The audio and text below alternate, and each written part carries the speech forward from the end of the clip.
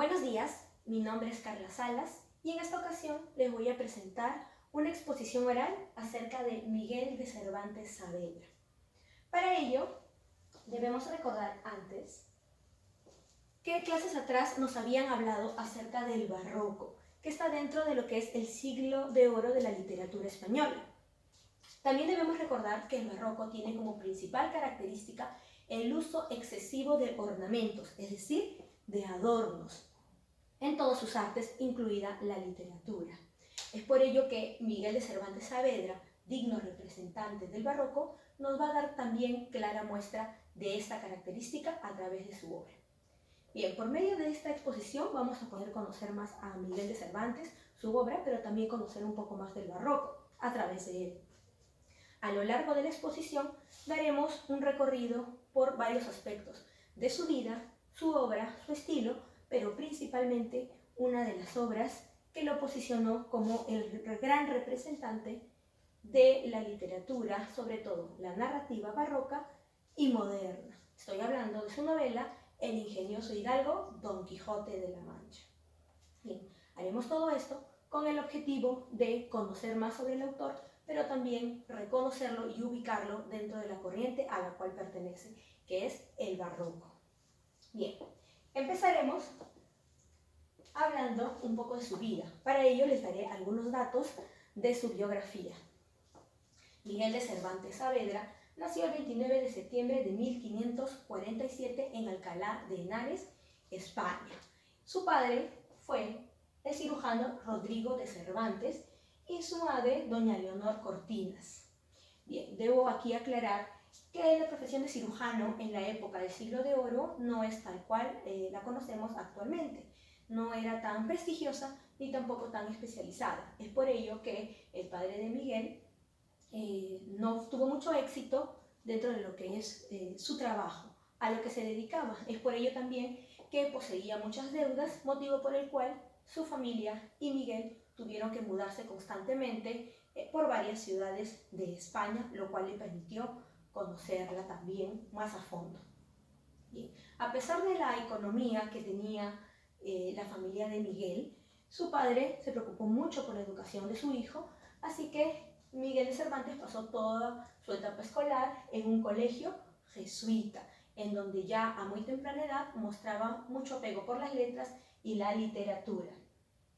Ya más adulto, en 1569, Miguel se hizo soldado y participó en una de las batallas históricamente famosas entre españoles y turcos. Estoy hablando de la batalla de Lepanto, que ocurrió en 1571, en donde Miguel desafortunadamente pierde una mano, motivo por el cual se le apodó el Manco de Lepanto.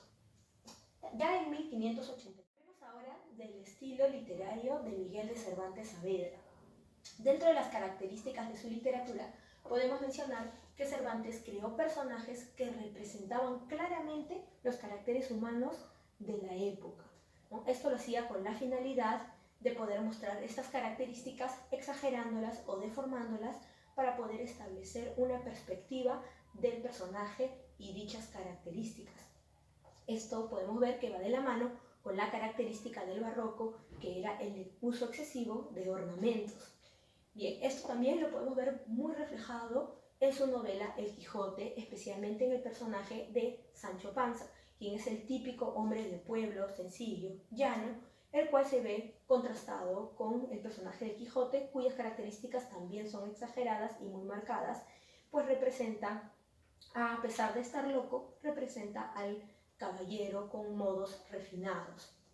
Bien, otra de las características de la literatura de Cervantes es que él perfecciona la técnica del diálogo.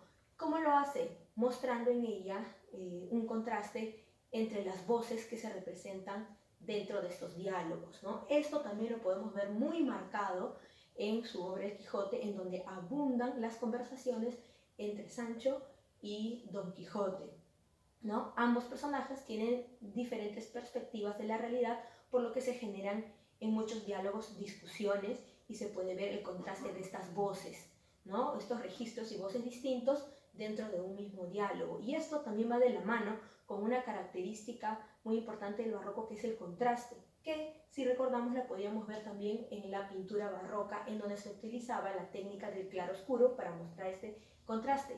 En la literatura de Cervantes, esta característica se muestra a través de los personajes y de sus conversaciones, en donde se puede ver claramente la perspectiva distinta que tiene cada uno acerca de la realidad.